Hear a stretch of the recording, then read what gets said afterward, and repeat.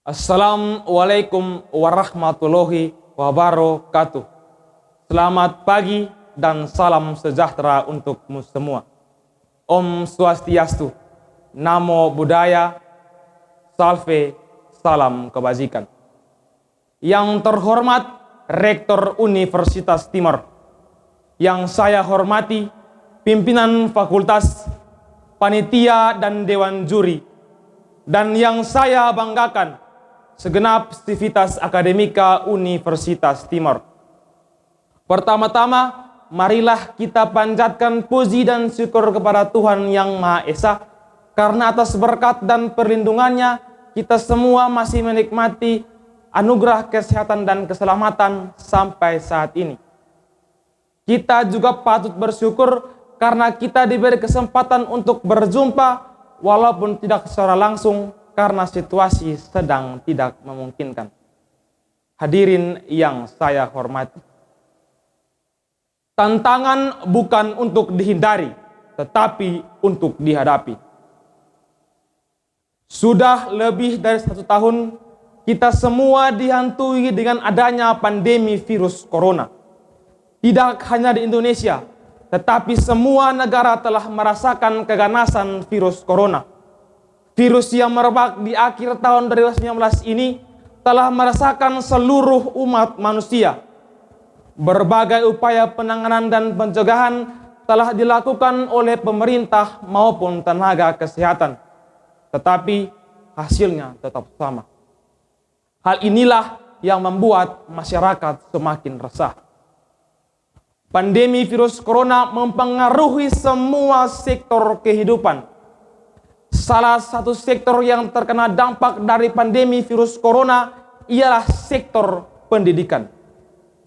Adanya kebijakan menjaga jarak mengharuskan semua jenjang pendidikan melakukan kegiatan pembelajaran jarak jauh atau sekolah online. Kegiatan pembelajaran jarak jauh merupakan kegiatan pembelajaran yang tidak berlangsung di dalam ruangan sehingga tidak ada interaksi secara langsung antara pendidik dengan peserta didik. Hal inilah yang menjadi tantangan baru bagi sektor pendidikan.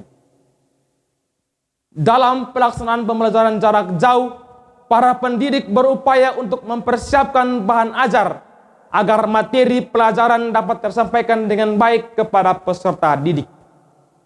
Sama halnya dengan peserta didik yang harus berusaha mempersiapkan diri, sikon, dan juga materi yang mumpuni agar proses pembelajaran jarak jauh dapat terlaksana sebagaimana mestinya.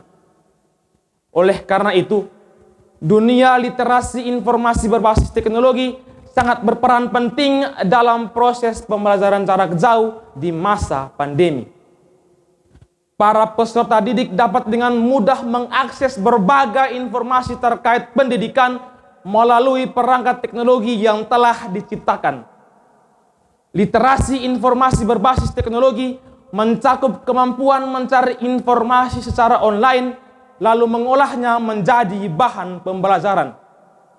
Oleh karena itu, kemampuan pengoperasian teknologi serta kemampuan mengolah, mengevaluasi, serta mengkomunikasikan informasi menjadi hal yang mendasar dalam upaya peningkatan literasi informasi berbasis teknologi.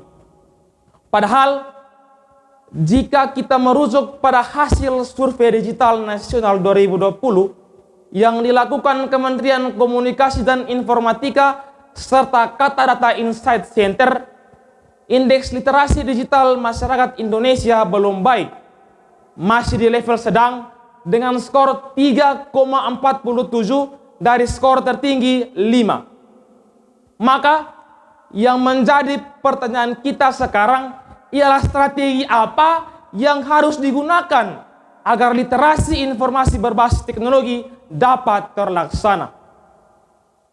Hadirin yang saya hormati, pelaksanaan pembelajaran jarak jauh dibutuhkan strategi yang tepat agar literasi informasi berbasis teknologi dapat terlaksana dengan baik. Ada 4 strategi yang dapat diterapkan dalam upaya peningkatan literasi informasi berbasis teknologi, yakni yang pertama, menyebarluaskan pengetahuan dasar tentang pentingnya teknologi informasi. Sebelum masuk ke tahap literasi informasi berbasis teknologi, peserta didik harus mengetahui pengetahuan serta keterampilan dasar pengoperasian teknologi itu sendiri. Yang kedua, menyediakan sarana dan prasarana sebagai pendukung dalam proses pengenalan terhadap teknologi informasi. Yang ketiga, memberikan stimulus kepada peserta didik agar memahami betapa pentingnya teknologi informasi. Dan yang keempat, adanya dukungan dari orang tua sebagai bentuk kontrol bagi peserta didik dalam melakukan literasi informasi berbasis teknologi. Selain strategi-strategi tersebut, literasi informasi berbasis teknologi di masa pandemi membutuhkan kemandirian dari peserta didik sendiri.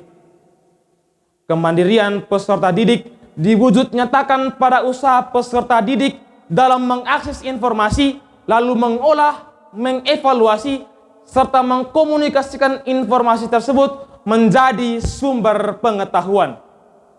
Oleh karena itu, dibutuhkan partisipasi aktif dari peserta didik dalam melakukan literasi informasi berbasis teknologi.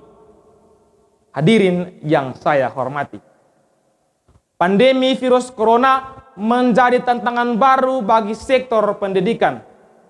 Peristiwa ini menyebabkan sektor pendidikan perlu melakukan inovasi pada seluruh proses pendidikannya. Berbagai kebijakan pemerintah dan tenaga kesehatan sebagai upaya pencegahan dan penanganan virus corona mengharuskan semua jenjang pendidikan melakukan pembelajaran jarak jauh. Pembelajaran jarak jauh yang dilakukan dari rumah membutuhkan kesiapan yang matang dari pendidik maupun peserta didik. Agar proses pembelajaran jarak jauh dapat terlaksana, literasi informasi berbasis teknologi menjadi kunci utama dalam proses pembelajaran jarak jauh di masa pandemi. Maka dari itu, ingat dan terapkanlah 4 poin yang saya kemukakan di atas. Hadirin yang saya hormati, akhir kata, mari kita bersama-sama berselancar dalam dunia teknologi sembari berliterasi informasi. Demikian sedikit pemikiran yang saya miliki. Semoga bermanfaat untuk kelancaran proses pembelajaran jarak jauh di masa pandemi. Selamat berliterasi dalam dunia teknologi digital di era revolusi industri 4.0, dan marilah kita berdoa seraya berharap semoga wabah pandemi ini cepat berlalu. Sekian dan terima kasih.